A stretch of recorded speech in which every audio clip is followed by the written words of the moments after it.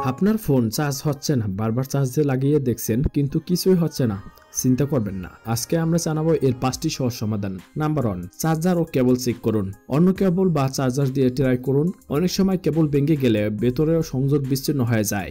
Number 2, charger put পরিষ্কার করুন। পুটে ধুলাবালি জমে গেলে চার্জ ঢুকতে পারে না। টুথপিক বা সফট ব্রাশ দিয়ে আলতো করে পরিষ্কার করুন। সাবধানে করবেন, পুট যেন নষ্ট না হয়ে যায়। নাম্বার 3, ফোন রিসেট করুন। অনেক সময় সফটওয়্যার গ্লিচের কারণে চার্জ হয় না। ফোন অফ করে আবার চালু দিন, তারপর চার্জে লাগান। নাম্বার 4, সেফ মোড ব্যবহার করুন। কোনো অ্যাপ চার্জিং সিস্টেম সমস্যা করছে কিনা দেখতে সেফ মোড চালু করে চার্জ দিন। বিশেষ করে যদি থার্ড পার্টি অ্যাপস ব্যবহার করা হয় তাহলে এই সমস্যাটি হয়। নাম্বার 5, ব্যাটারি ক্যালিব্রেট করুন বা রিসেট করুন। ফোন ফুল চার্জ করে 0% পর্যন্ত ডিসচার্জ করুন, এরপর আবার ফুল চার্জ দিন। এতে ব্যাটারি ক্যালিব্রেশন হয় এবং চার্জিং সমস্যা অনেক সময় ঠিক হয়।